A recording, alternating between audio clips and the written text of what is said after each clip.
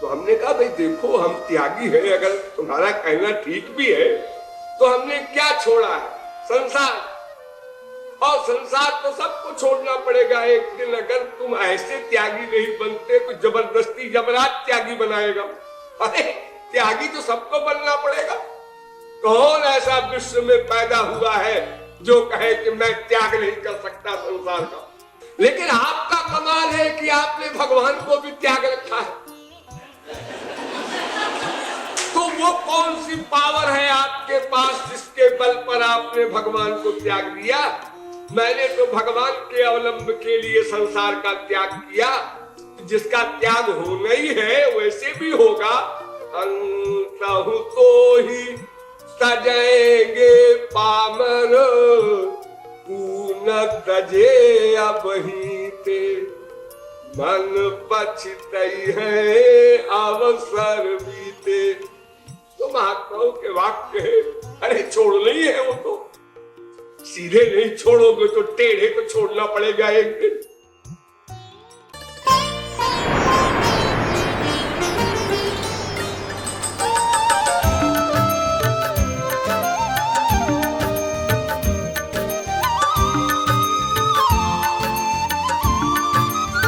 एक तत्वज्ञ अपने मन से कहता है, अरे मन एक काम की बात सुन।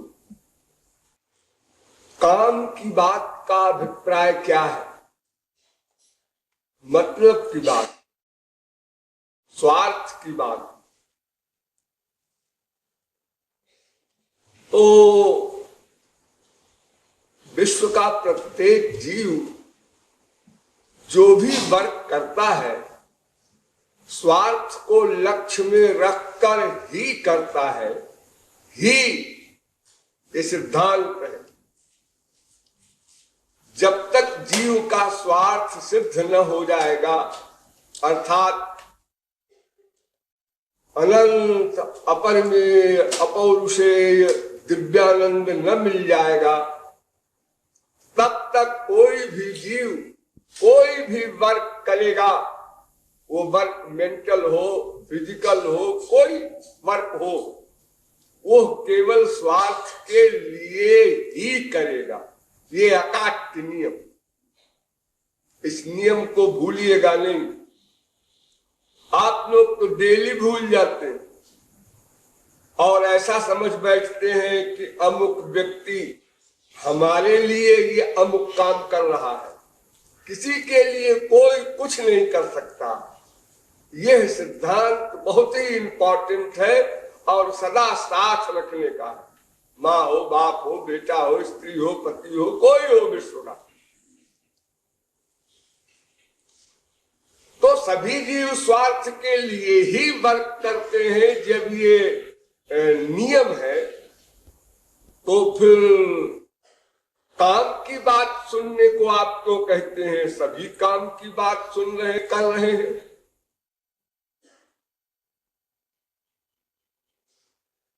नहीं, स्वार्थ के लिए तो सभी प्रयत्न कर रहे हैं, ये सही है। लेकिन किसी का स्वार्थ सिद्ध नहीं हुआ या इन्हें गिने महापुरुषों का ही स्वार्थ सिद्ध हुआ, इससे ये सिद्ध होता है कि हमने जितनी बातें अब तक सुनी अनादिकाल से अब तक अनंत जन्मों में, वो हमारे काम की बात नहीं थी,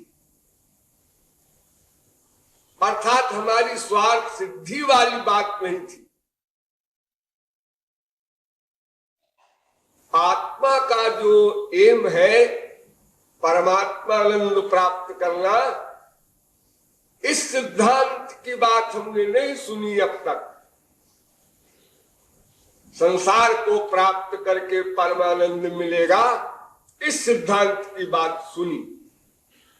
तो ये काम की बात तो हुई नहीं।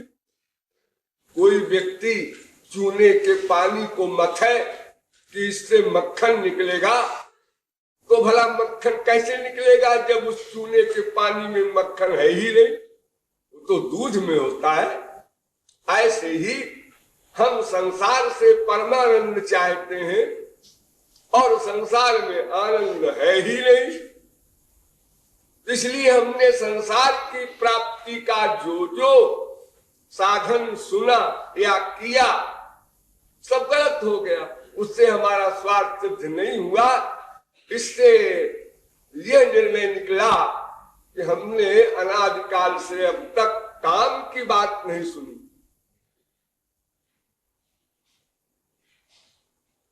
सुनते तो रहते ही हैं अनादिकाल से अब तक, प्रत्येक जन्म में अनंत बात सुनी, लेकिन सब संसारी वस्तुओं के पाने की बात सुनी।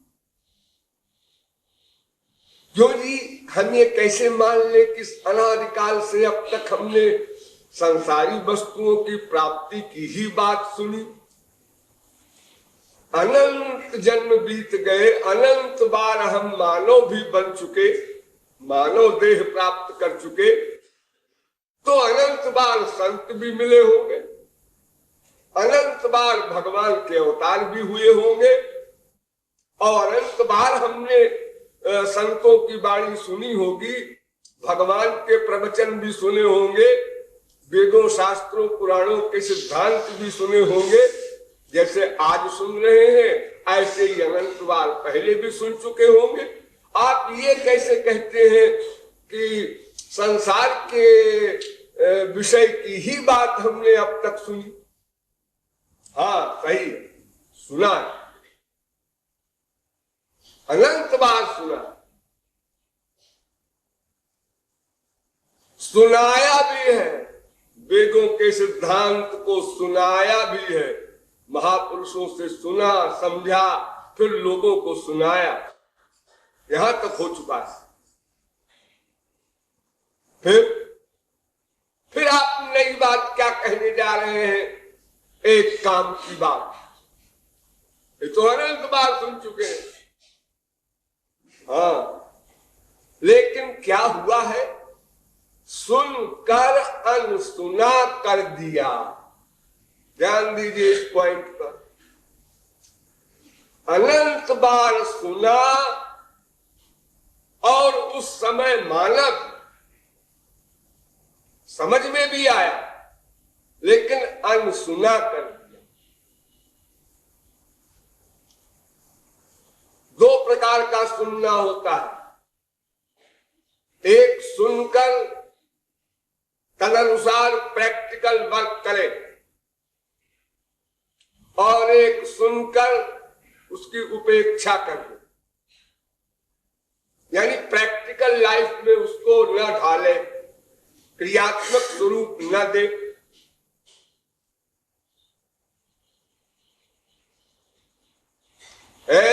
वहां मत जाना, गोली चल रही है, सुना? हाँ सुना। ये रमेश ने सुरेश से कहा, लेकिन सुरेश ने कहा वो खामखा कह रहे हैं कि वहां मत जाना। अरे गोली कहीं यहां वहां चल रही होगी, हमको जाएंगे, और गया और गोली लग गई। यानी सुना लेकिन सुनकर अनसुना कर दिया, क्रियात्मक रूप नहीं दिया, उसके विपरीत वर्क किया और दंड मिला। तो उसी प्रकार हमने महापुरुषों की वाणी सुनी,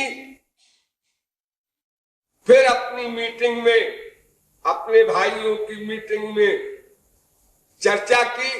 वो महात्मा जी आए थे ना, हाँ, उन्होंने ऐसा बताया, हाँ बात ठीक कहा, लेकिन ऐसा है कि अपन लोग तो गृहस्थी है, कोई बाबा थोड़े। वो कहते हैं कि खाने पीने में संयम रखो, आंख के विषय में संयम रखो, कान के विषय में संयम रखो, किसी की निंदा न सुनो, निंदा न करो, हर इंद्रिय के सब्जेक्ट को संभालो, मन को भगवान में लगाओ।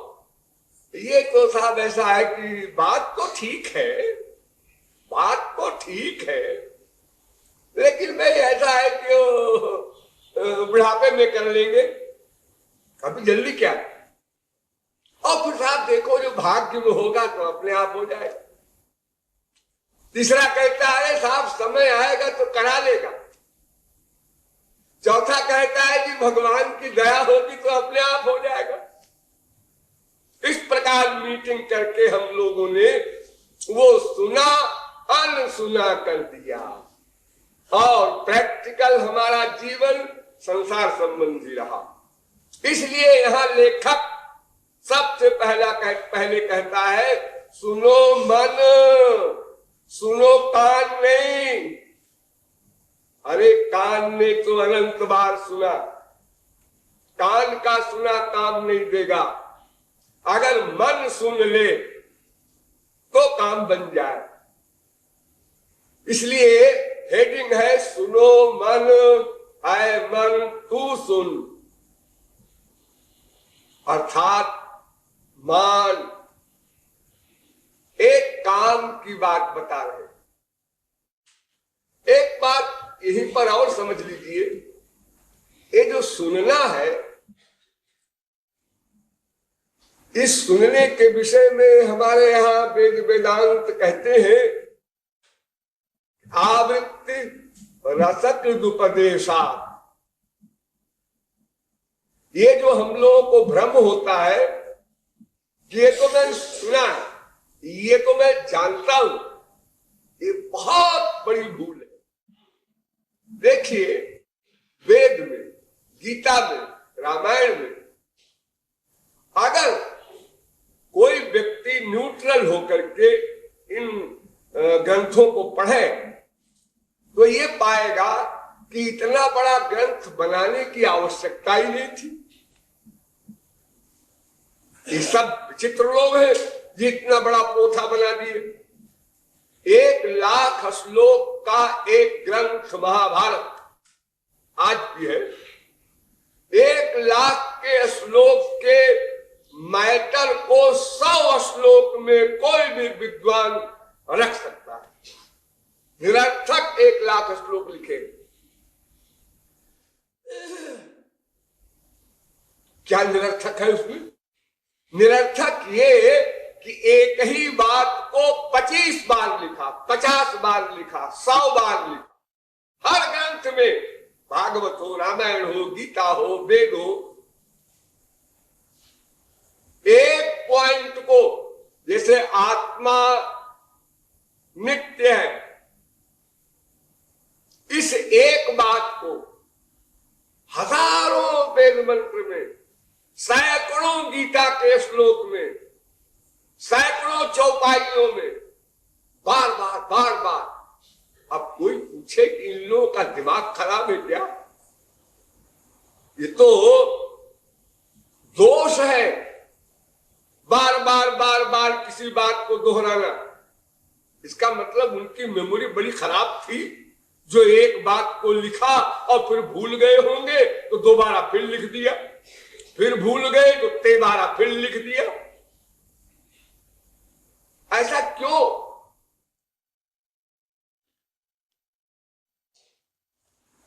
नहीं, भूल नहीं गए,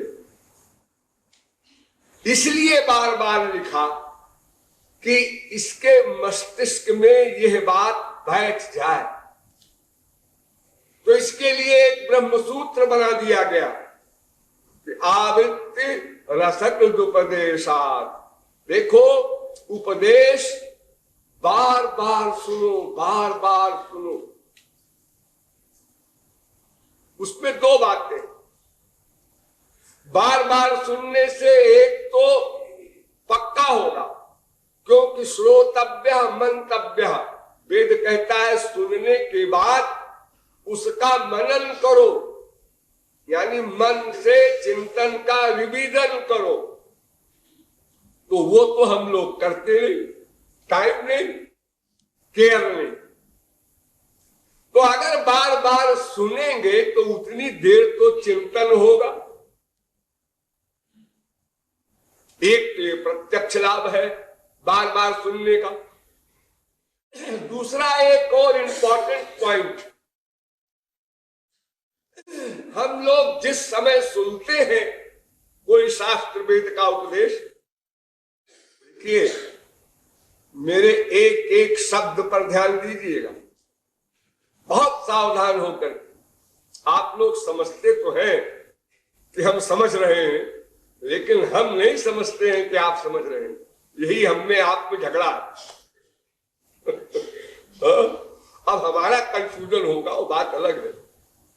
ओवर कॉन्फिडेंस गलत। एक एक शब्द पर ध्यान दीजिए। हाँ, दूसरा पॉइंट ये है, हम जिस समय महापुरुषों का उपदेश सुनते हैं, उस समय हमारी चित्त वृत्ति जिस प्रकार की होती है, उसी प्रकार से हम उपदेश को ग्रहण करते हैं। अगर उस समय हमारी श्रद्धा, हमारी रुचि 50% है, तो वो उपदेश 50% काम करेगा। अगर वो 80% है, तो 80% उसका लाभ मिलेगा। और अगर 100% हमारी श्रद्धा उस समय है, तो एक ही उपदेश में हम पार हो जाएंगे, हमारा काम बन जाएगा।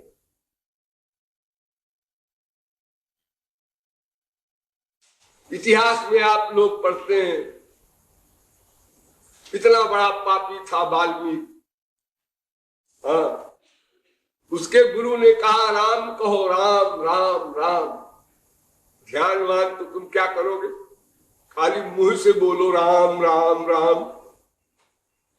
वो राम नहीं बोल सकता। आज 5 अरब आदमी में ऐसा कोई पापी है? इम्पॉसिबल। या तो गूंगा होगा कि भाई वो राम क्या हो, काम भी नहीं बोल सकता, ग्राम भी नहीं बोल सकता। अगर काखा गाघा कोई बोल सकता है, तो वो बात क्या है कि राम नहीं बोल सकता।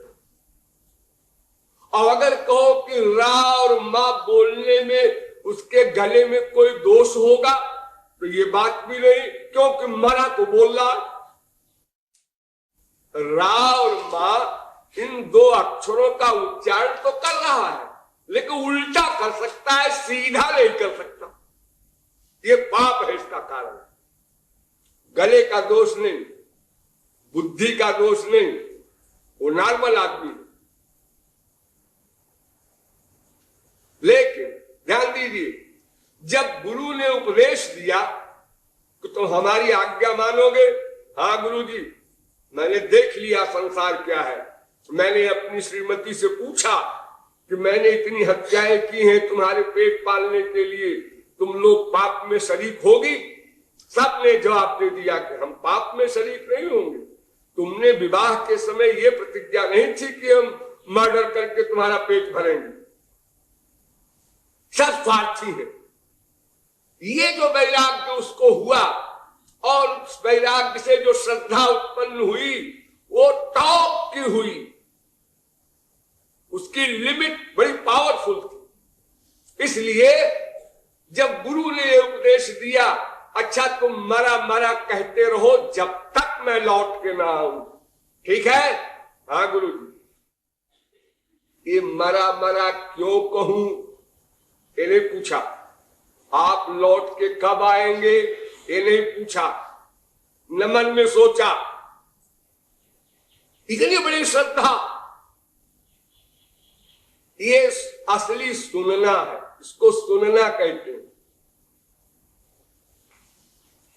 तो किस समय हमारी चित्त वृत्ति की भूख कितनी है, ये तो हम तो जान नहीं सकते।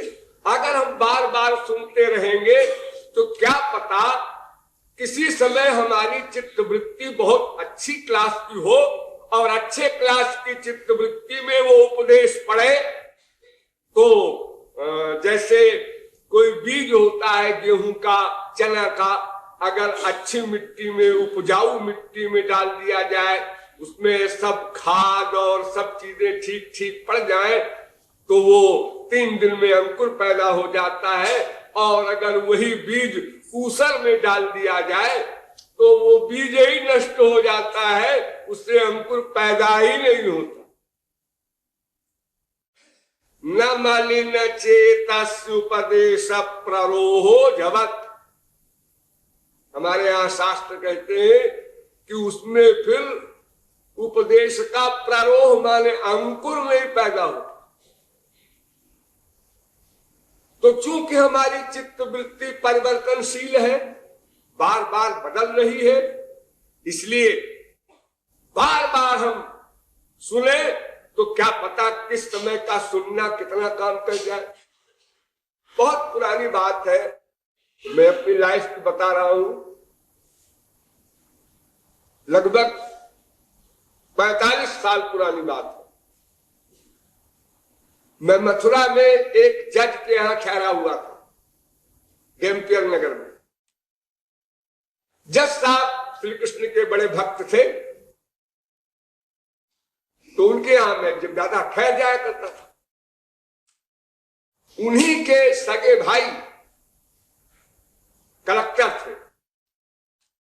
एक बार ऐसा संयोग हुआ कि मैं उनके यहां ठहरा था और कलेक्टर साहब भी वहीं आ गए। और वो कलेक्टर साहब प्रकांड विरोधी, दो भाई में इतना बड़ा अंतर। संत नाम सुना कि उनको आग लग गई। बाबा, संत, महात्मा, साधु, ये सब उनके कान में न पड़े। ठोंगी होते हैं, बदमाश होते हैं, लोफर होते हैं, इतनी गाली बकते थे। लेकिन ये जज साहब बड़े भाई थे, रिटायर हो गए थे। तो उनके यहां वो आई गए अचानक, हम वहां पहले से उपस्थित थे, तो अब क्या करते।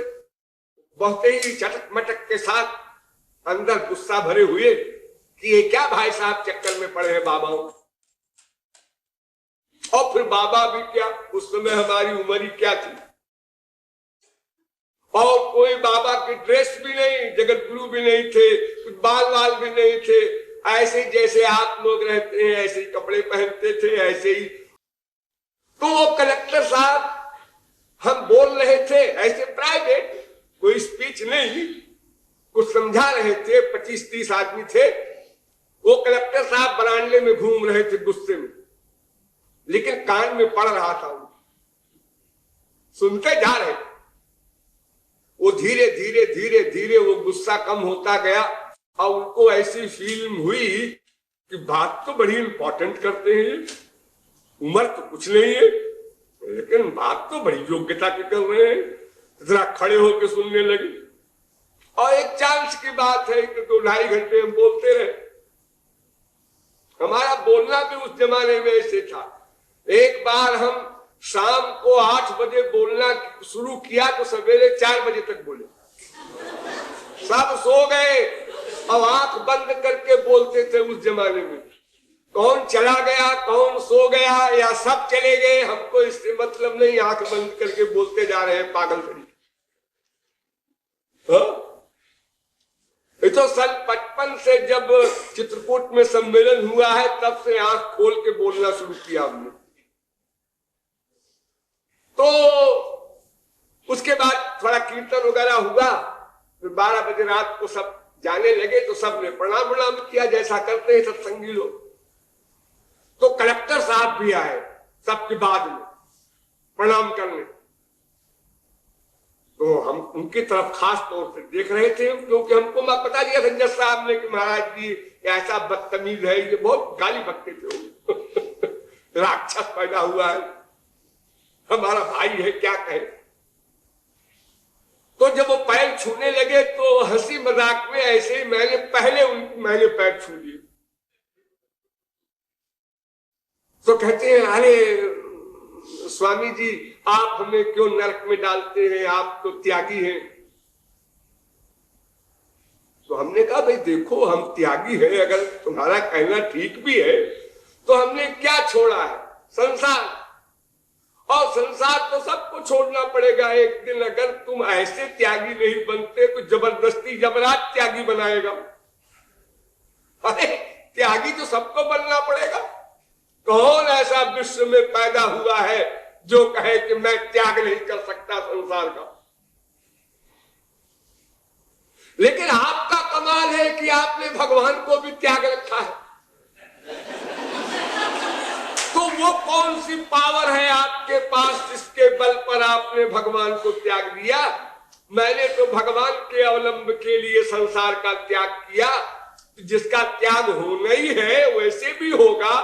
अंतहु तो ही तजेंगे पामर, तू न तजे अबहीं ते, मन पछतई है अवसर बीते।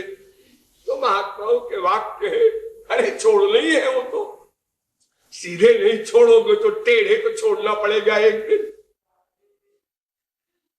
बड़े बड़े आए, सिकंदर वगैरह आपने नाम सुने होंगे और बड़ी लूट मार की, लेकिन जाना सबको है, छोड़ना सबको है। शरीर तक छोड़ना है, बाकी बाहरी चीज को कौन कहे।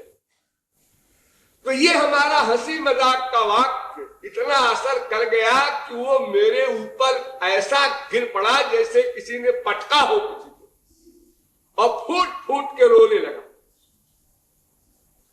कहने का तात्पर्य ये कि वो जज साहब से भी आगे निकल गया। अब ये देखिए, वही व्यक्ति है, लेकिन आज उसकी चित्तवृत्ति पर इस उपदेश का इतना प्रभाव पड़ा।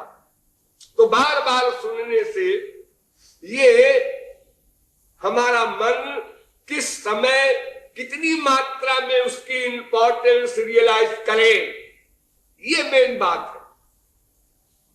बहुत सी बातें हमारे घर में होती हैं, माँ बाप बेटा स्त्री पति से किसी ने कुछ कह दिया, कड़ी बात भी हम लोग हंस देते हैं, और कभी कभी वैसी ही बात सुन करके ऐसा वो लग जाता है हृदय में वज्रपात से लिखा कि उसका चिंतन करते हैं, फिर उसकी खिलाफत करते हैं, फिर क्या क्या नहीं कर डालते। हमने कई आत्महत्याओं का हाल सुना है प्रत्यक्ष, उनके घर वालों से सुनकर आश्चर्य हो कि इसने आत्महत्या क्यों किया। वो कुछ नहीं, वो बात कितनी छोटी सी बात हुई थी और बस कर लिया। तो चिंतन कर कर कर करके वो इतनी बड़ी अवस्था में पहुंच गया कि संसार से ही समाप्त कर लिया अपने। तो इसलिए उपदेश बार बार सुनते रहना चाहिए। पता नहीं किस समय हमारा वो आधार, हमारा वो बर्तन, हमारा वो खेत बढ़िया हो और उस समय वो बीज जाए और अंकुर पैदा हो जाए और हमारा काम बन जाए। समय समय की बात होती है। इसलिए शास्त्र वेद कहते हैं आवृत रसकृत उपदेशात्, बार बार सुनो। इसलिए लेखक कहता है सुनो मन एक काम की बात। अगर तुमने मन से भी सुना है, ये भी मान ले, तो ठीक ठीक नहीं सुना, इसलिए फिर सुनो। तो कई प्रकार का सुनना हो गया ना। एक तो कान से सुना, बहुत से बेपढ़े लिखे और हमेशा सत्संग करने वाले आपको मिले होंगे कोई ऐसे, जो कोई बाबा आवे वो चाहे भगवान को गाली दे, चाहे भगवान की तारीफ करे, चाहे निराकारवादी हो, साकारवादी हो, कोई बागवादी हो, वो भाई वो हरि कुंज में लेक्चर होता है, मैं तो रोज जाता। अरे गुल्लल, कौन बोल रहा है, क्या बोल रहा है, अपन को इससे मतलब नहीं। कान में पड़ता है तो कान पवित्र हो रहा है, कान पवित्र हो रहा है। और संत के दर्शन करने जा रहे हैं, आंख पवित्र हो रही है, और तीर्थों में जा रहे हैं तो पैर पवित्र हो रहा है। ये सब तो पवित्र हो गए और मन वही का वही रहा। ऐसे बोलने वाले लोग हैं। तो ये सुनना तो घोर मूर्खों का है। दूसरा सुनना वो है जिसमें मन से सुना और माना भी, लेकिन उतनी देर जब तक सुना, उसके बाद लेकिन लगा दिया। ये बात बिल्कुल ठीक कहते हैं, बड़ा अच्छा बोलते हैं, बड़ा तत्व ज्ञान है, सरस्वती सिद्ध है इनको, भगवान बोल रहे हैं ऐसा लगता है, और लेकिन ऐसा है कि अपन को तो ये करना है। एक सुनना ये है। और एक सुनना ऐसा है जिसमें हम प्रैक्टिकल चलते हैं लेकिन स्पीड कम होती है। अब उसमें हजारों प्रयास है। तो जब ठीक ठीक हमारा अंतःकरण जिस पोजीशन में चाहिए उस समय हो और उपदेश भी उसी समय हमको मिल जाए तो फिर हमारा काम बन जाए। इसलिए हमको तब तक सुनना पड़ेगा जब तक काम न बन जाए। तब तक आप लोग कभी एक क्षण को भी न सोचिएगा अरे हम सब जानते हैं। जानने का मतलब ये होता है जो सदा साथ रहे ज्ञान, विस्मरण न हो। जैसे आप अपने आप को जानते हैं, हाँ क्या जानते हैं? अरे यही कि मैं हूं, मैं हूं, वही मैं हूं जो वहां बंबई में था उस तारीख को, वही मैं हूं जो वो जबलपुर में गया था, वही मैं हूं जो कल यहाँ सत्संग भवन में था, वही मैं हूं जो रात को सोया था इतने बजे, वही मैं, वही मैं, वही मैं। हर समय मैं की फीलिंग आपको निरंतर होगी। इसी प्रकार आपको फीलिंग अगर हो तत्व ज्ञान की, गुरु ज्ञान की, सदा साथ रहे वो, तब समझो कि आपने उस उपदेश को सुना, सही सही यानी माना। और थोड़ी देर के लिए सुना या माना और फिर उसको भुला दिया तो फिर कहाँ माना। उसको तो लोग पागल कहते हैं कि ये साहब ऐसा है कि ये जरा अजीब ढंग का पागल है। तो एक बार नेहरू जेल में गए तो एक पागलों का इंचार्ज बनाया गया था, वो कम पागल था। तो उससे नेहरू ने पूछा तुम्हारा क्या नाम? नाम बताया। तुम कितना पढ़े लिखे हो? बताया उसने। तो तुम्हारे माँ बाप कहाँ? वही बताया। तो जेलर से कहा कि इसे क्यों बंद कर रखा था? कि तो बिल्कुल ठीक है, इसे क्यों बंद कर दिया जेल में, पागल खाने में? तो जेलर ने कहा हुजूर कुछ ऐसे ही है, थोड़ा सा गड़बड़ है। तो जेलर से कहता है पागल आपकी तारीफ, नेहरू के लिए कहता है आपकी तारीफ। तो नेहरू ने कहा मैं पंडित नेहरू हूं। अच्छा अच्छा अच्छा, ये सामने एक पेशेंट है वो अपने को गांधी कहता है, तो उसी के बगल में इनको भी ले चलो जेलर साहब, अपने को नेहरू कहते हैं। तो जेलर ने कहा कि सुना ये ऐसे ही पागल है, ठीक रहता है, ठीक रहता है, एकदम पागल हो जाता है, फिर ठीक हो जाता है, ऐसा पागल है। ऐसे ही पागल हम लोग हैं। गुरु जी बड़े दयालु हैं, बड़े कृपालु हैं और हमको तो सब कुछ मिल गया, बड़ी भगवत कृपा, बड़ा बड़ा बड़ा। उसके बाद फिर अपना संसार आ गया, सब भूल भाल गया। तो उपदेश सुनने के अनेक स्तर हैं। ये कृपालु अपने मन से कहता है कि अरे मन काम की बात सुन, 100% सुन, यानी मान। अच्छा चलो भाई सुनेंगे। तमाम भूमिका में टाइम समाप्त हो गया। हाँ क्या काम की बात है बोलो? हाँ? मतलब की बात करो भाई। मतलब की बात यह है कि हमारे यहाँ वेद में, शास्त्र में, पुराण में, हर ग्रंथ में और संसार में सर्वत्र दो तरह की बात सुनने को मिलती है। एक तो ये कि कामनाओं को छोड़कर भगवान की उपासना करो तब काम बने। हाँ। और ये सुनने को मिलता है कि देखो जी भगवान की उपासना करने से पर ही कामनाएं जाएंगी, इसलिए उपासना करो, कामना चली जाएगी।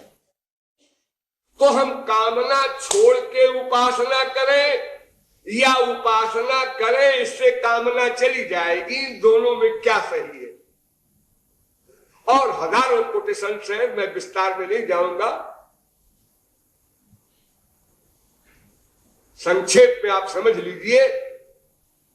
उपासते पुरुषम ये ह्यकामा, वेद कहता है कि कामनाओं को छोड़कर जो भगवान की उपासना करते हैं वे इस माया से उत्तीर्ण हो जाते हैं और कोई नहीं। उपासते पुरुषम, जो भगवान की उपासना करते हैं, लेकिन यह कामना छोड़कर। सारे दुख की जननी कामना है, ये तो आप लोग भी जानते हैं कॉमन सेंस से। अगर इच्छा न हो, देखो जब आप गहरी नींद में सोते हैं, ध्यान दीजिए, गहरी नींद में, स्वप्न में नहीं, जब सपना देखते हैं तब तो आप दुखी होते हैं, क्योंकि वहां कामना रहती है। जैसे जागृत में कामना, ऐसे स्वप्न में कामना। लेकिन जब आप गहरी नींद में सोते हैं तो उस समय क्या रहता है? कोई कामना नहीं रहती, बस यही इसी पोजीशन का नाम है सुषुप्ति अवस्था, गहरी नींद। तो आप जागने पर कितना हल्का महसूस करते हैं अपने आप को, बड़ा आनंद आया, आज तो ऐसी बढ़िया नींद आई। क्या नींद आई बढ़िया? इसके पहले भी तो नींद आई थी 2 घंटे।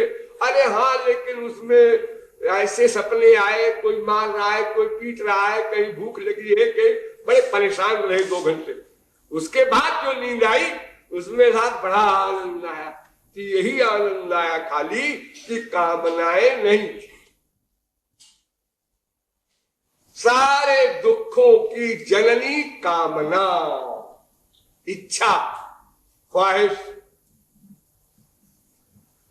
तो वेद तो यहां तक कह रहा है कि यदा सर्वे प्रमुच्यन्ते कामा ये सहृष्टाः अथ मर्त्यो मृतो भवत्यत्र ब्रह्म समश्नुते।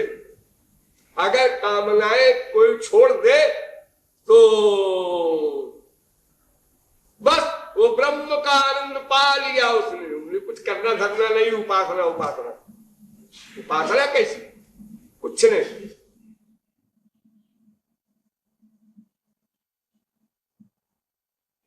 भागवत तो और आगे बढ़ गई, वो कहती है भगवत्वाय कल्पते।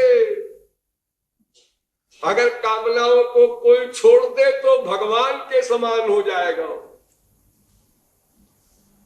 सभी ग्रंथ एक स्वर से कहते हैं ध्याय कामान या सर्वान पुमान चरत निष्प्रिया, गीता वगैरह सभी ग्रंथों का एक सिद्धांत है, कामना छोड़ दो।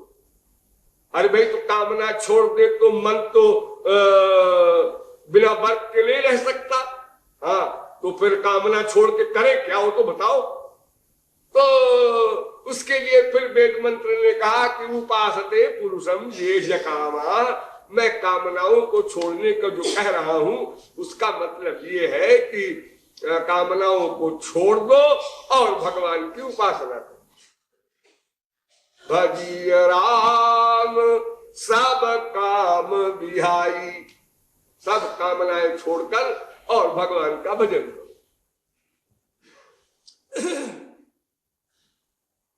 सर्वाभिलाषिता शून्यम ज्ञान कर्माद्यनावृतम आनुकूल्येन कृष्णानुशीलनम भक्ति रुच्यते।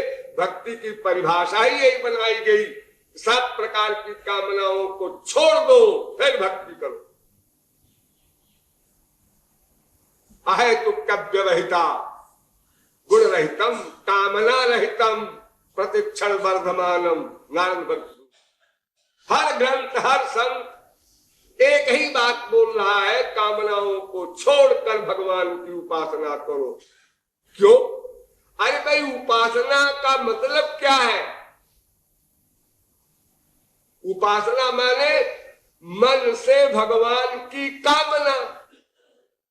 जैसे संसार की कामना करते हो, मेरी माँ, मेरा बेटा, मेरी बीवी, ये कब देखेंगे उसको, कब उसका आलिंगन करेंगे, कब रसगुल्ला मिलेगा, कब खाएंगे, कब आगरा जाएंगे, ताजमहल देखेंगे। ये जितनी इंद्रियों की कामना संसार संबंधी करते हो, यही कामना इसी प्रकार की भगवान के लिए जो करता है उसी को तो उपासना कहते हैं। कब श्याम सुंदर को देखेंगे, कब वो बोलेंगे, कब हमारा आलिंगन करेंगे। अरे यही कामना जो संसार में आप कर रहे हैं वे उधर करने लगे, उसी का नाम उपासना, भक्ति, कुछ भी कह दीजिए। तो संसार की कामना अगर आप नहीं छोड़ते तो भगवान की उपासना और किस मन से करेंगे? मन तो एक ही है, उधो जी मांगना भय 10-20। अरे 10-20 मन तो है नहीं कि एक मन संसार की कामना करेगा, एक मन भगवान की कामना करेगा। ऐसा नहीं हो सकता। युपत ज्ञानानुत्पत्तिर्मनसो लिंगम, मन एक समय में एक ही वर्क कर सकता है। तो कॉमन सेंस से भी ये बात समझ में आती है कि हाँ भाई, कामना अगर संसार की नहीं छोड़ेंगे तो फिर भगवान की उपासना बनेगी कैसे? फिर तो एक्टिंग होगी। कामना संसार की है और एक्टिंग में हरे राम बोल रहे, तो वो तो उपासना नहीं है। क्योंकि उपासना का मतलब मन का लगाना, लगाव, इंटरेस्ट, रुचि हो, प्यार हो, वो उपासना है। उपासना शब्द का अर्थ है मन का भगवान के पास जाना। उपसर्ग है, आस धातु से लू प्रत्यय होकर अन होकर के उसके उपासना शब्द बनता है, जिसका अर्थ है पास जाना। मन भगवान के पास जाए और मन संसार के पास हो, और बाणी से आप भगवान का नाम ले, गीता भागवत रामायण पढ़े या कान से सुने या हाथ पैर से चारों धाम घूमे, तो ये तो उपासना नहीं। ये तो जीरो में गुणा कर रहे हैं आप। तो जीरो में लाख से भी गुणा करेंगे तो उत्तर में जीरो आएगा। वो गुणा करने का कष्ट और भोगना पड़ा। तप तीरथ उपवास दान मख, जेहि जो रुचय करो सो, पाए ही पै जानिबो कर्म फल, भारी भारी वेद परोसो।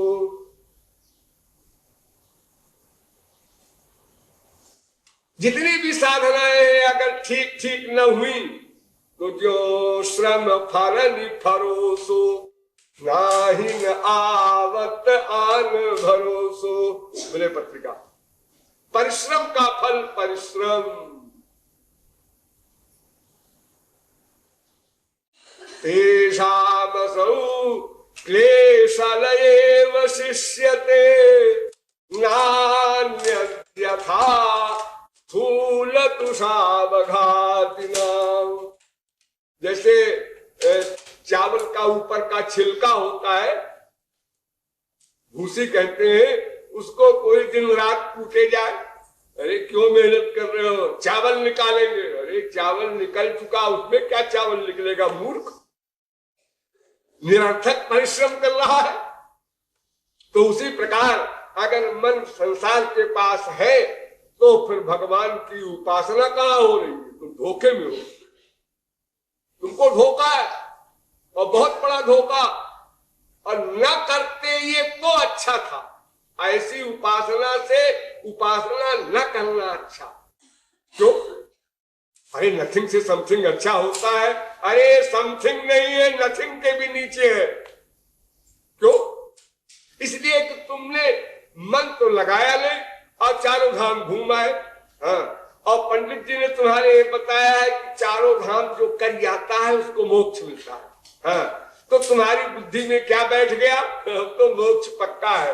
तो इसका परिणाम क्या होगा? और मक्कारी करोगे तो आजाद हो गए, निर्भय हो गए। वो रही सही दीनता भी छिल गई कि मैं पापी हूं, अधम हूं, गुनहगार हूं, भगवान के आगे ये प्रार्थना करूं कि हमको कुछ दो, कुछ कृपा करो, बचाओ। ये भावना भी गई है। चारों धाम किए हैं, क्या समझते हैं आप? भागवत का सप्ताह पंडित जी को बुला के और 2-4 हजार खर्च करके सप्ताह सुन लिया, इसलिए हम भी परीक्षित हो गए। अब हमारा जो उद्धार कंपलसरी, पक्का, श्योरिटी से होगा। ये झूठ मूठ का रोग और पैदा कर लिया। आजकल लोग सुनते हैं ना भागवत का सप्ताह, ये मजाक बना रहे हैं। मजाक से कहते हैं भगवान का मजाक, ग्रंथों का मजाक। सब बड़े बड़े समझदार गृहस्थी क्या है, वो भागवत सप्ताह सुन रहे हैं। अरे भागवत के एक श्लोक का अर्थ तुम्हारे पंडित जी तो जानते नहीं, तुम क्या समझोगे भागवत को, और वो भी 7 दिन में। अजी उससे मतलब नहीं है, वो तो श्लोक पढ़ते रहते हैं पंडित जी, हम बैठे रहते हैं। तो परीक्षित ने ऐसे ही सुना था परीक्षित ने इसी प्रकार सुना था भागवत। ये गीता के 18 अध्याय तुमने सुन लिए 18 घंटे में? हाँ सुन लिए। तो अर्जुन को तो ज्ञान हो गया था, तुमको क्या हुआ? हमको क्या हुआ, हमको मरने के बाद होगा हमारे पंडित जी ने कहा है मरने के बाद सब इकट्ठा मिलेगा, सब जमा हो रहा है तुम्हारा हिसाब किताब सब पक्का। इतनी जहालत है हमारे देश। तो ये सदा याद रखना है कि उपासना शब्द का अर्थ ही है मन का भगवान के पास जाना। कितनी दूर गया, कितनी दूर गया कि कोई सफर है, मान लो यहां से लखनऊ 100 मील, किसी का मन 1 मील गया, किसी का 10 मील गया, किसी का 50 मील रायबरेली तक पहुंच गया, किसी का 80 मील पहुंच गया। लेकिन उस तरफ चले तो, और तुम तो इलाहाबाद की तरफ जा रहे हो, कहते हो मैं चल रहा हूं जी, आखिर मैं चल रहा हूं लगातार, तो ऐसा कैसे है कि लखनऊ नहीं आएगा? अरे किधर चल रहे हो? हाँ ये तो सोचे ही नहीं किधर चल रहे बस चल रहे। साइड का तो विचार ही नहीं किया, मटेरियल साइड है कि स्पिरिचुअल साइड है, बस चलने से मतलब है। भाग रहे हैं, किधर जाना है ये समझने का समय नहीं, बस भागना है, जल्दी आनंद मिल जाए, जल्दी शांति मिल जाए। कोई बाबा जी आए, एक प्रश्न, महाराज जी शांति नहीं है। शांति शांति कोई बाजार में बिकती है, रसगुल्ला है, या महाराज जी की जेब में है तुमको दे दे शांति? अरे जो साधना बताई जाती है तुम तो उसका उल्टा करते हो। उल्टा देखिए, एक कर्मयोग सुना होगा आप लोगों ने, हजारों बार सुना होगा, भगवान में मन रहे और संसार का वर्क हो, यही है ना कर्मयोग। जो अर्जुन से कहा है श्री कृष्ण ने, सर्वेषु कालेषु माम अनुस्मर, निरंतर मन मुझ में रख, अयुद्ध च, और युद्ध कर। युद्ध वर्क हो गया फिजिकल, और मन भगवान में रहे। हम लोग ठीक इसका उल्टा करते हैं, मन संसार में रहे और भगवान संबंधी कर्म कर। मन संसार में अटैच्ड है, माँ से प्यार, बाप से प्यार, भाई से प्यार, बीवी से प्यार, बच्चों से प्यार, प्रॉपर्टी से प्यार, ये यहां मन है। सर्वेषु कालेषु संसार में अटैच्ड है। और युद्धचा, जो संसार के लिए कहा गया उसको लागू करते हैं भगवान में। भगवान का कीर्तन करो, भजन करो, तीर्थ करो, सब कुछ करो, बहुत सारा करो, खाली मन वहां मत दो। मन तो अपने एरिया के लिए। और भगवान कहते हैं मुझे केवल मन दे दो बाबा, तुम संसार का सब वर्क करो, हम तुम्हें नहीं रोकते हैं, तुम्हारा संसार खराब नहीं करते हैं, सब वर्क करो। इसलिए इस पॉइंट पर सदा ध्यान देना है कि जैसे यहां आप लोग साधना करते हैं, कीर्तन करते हैं, कीर्तन ये क्या है? कीर्तन भगवान का गुणानुवाद, भगवान का नाम। तो इसके साथ साथ भगवान का भी तो ध्यान करो, तब तो भगवान का नाम ले रहे हो, भगवान का गुण गा रहे हो, वरना तो काका काका का उच्चारण कर रहे हो। ये उपासना कहां होगी? जो कुछ मुंह से बोले, इसके लिए एक ब्रह्म सूत्र बना दिया। योग दर्शन में एक सूत्र है, तज्जपस तदर्थ भावनम।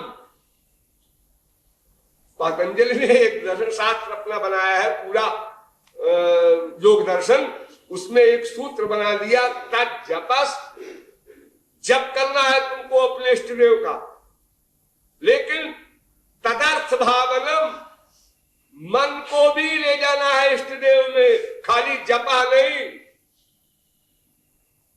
नहीं तो फिर उसके लिए तो वो कानून आ जाएगा, मिलहि न रघुपति बिनु अनुरागा, किए जोग जप ज्ञान विरागा। ये बड़ी बड़ी चीज भी कर डालो तो भी 0/100 मिलेगा, क्योंकि मन तो भगवान के पास गया नहीं, और बिना पास गए उपासना नहीं। तो ये तमाम शास्त्र वेद कह रहे हैं कि कामना को छोड़ दो, फिर उपासना करो, क्योंकि मन से ही संसार की कामना करते हो और मन से ही भगवान की कामना करना है, और मन एक समय में दोनों कामना नहीं कर सकता। बड़ी सीधी सी बात है, गधे की अकल से भी समझ में आ जाए। ठीक, तो संसार की कामना को छोड़ना पड़ेगा।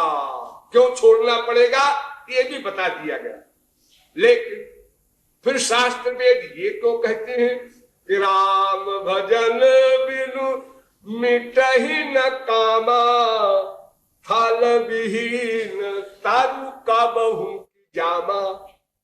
अरे साहब, क्या आप भी बात करते हैं, बिना भगवान की उपासना के कामना जाएगी? इम्पॉसिबल, ये कामना नहीं जा सकती। भगवान की उपासना करोगे तो भगवत कृपा से कामना मिटेगी, बिना उपासना के कामना नहीं जाएगी। हम पहले कामना छोड़ दें उसके बाद उपासना करें, ये क्या पागलपन की फिलॉसफी? हाँ, ये भी ठीक बात लगती है कॉमन सेंस से कि भाई जब भगवान की उपासना नहीं करेंगे तो संसार की कामना तो तमाम जन्मों की है, वो चली कैसे जाएगी?